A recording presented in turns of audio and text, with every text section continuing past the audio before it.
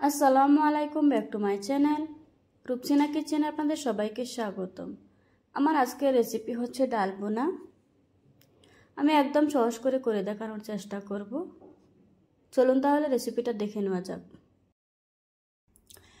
ডাল বোনা বানানোর জন্য প্রথমে নিয়ে নিচ্ছি 1 কাপ মসুরির ডাল।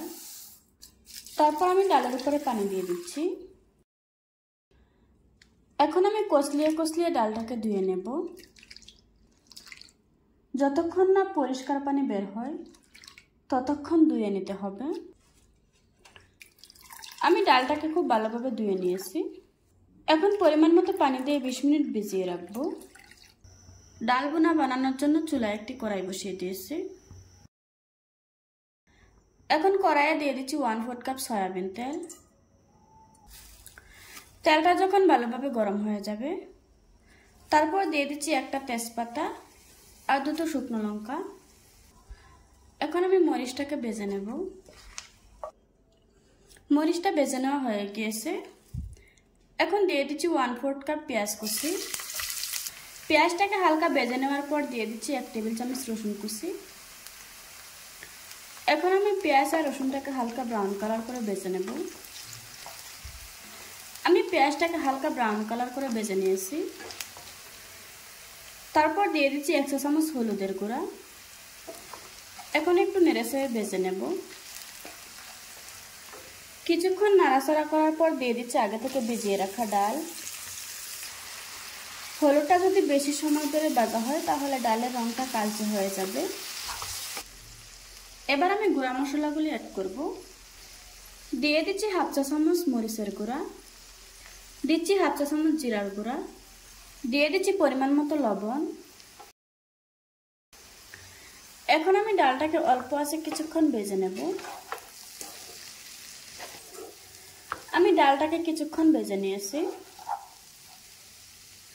আমি 1 কাপ ডাল নিয়েছি, তার জন্য 3 কাপ পানি দিয়ে দিচ্ছি।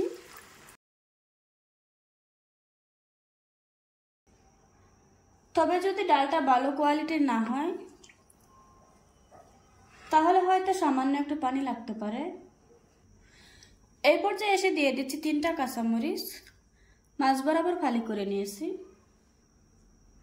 এই রান্নাতে আমি 3 ধরনের মরিচ ব্যবহার করেছি, গুঁড়া মরিচ, শুকনো মরিচ এবং কাঁচামরিচ। পরিমাণ মতো দেওয়া আছে। এখানে জাল হচ্ছে ঠিকই, তবে মিশ্র একটা ফ্লেভার থাকবে আর ডালটার স্বাদটাও অনেক অন্যরকম হবে।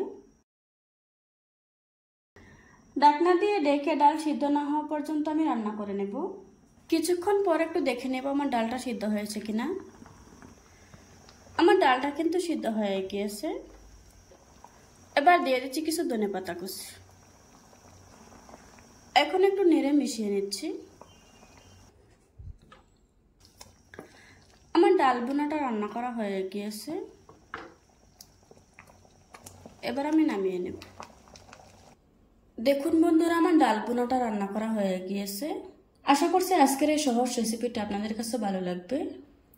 ভালো লাগলে আমার চ্যানেলটা সাবস্ক্রাইব করে পাশে থাকা বেল বাটনটি অন করে রাখবেন। আবারও কথা হচ্ছে নতুন কোনো ভিডিওতে। ততক্ষণ সুস্থ থাকুন, ভালো থাকবেন। আল্লাহ হাফেজ।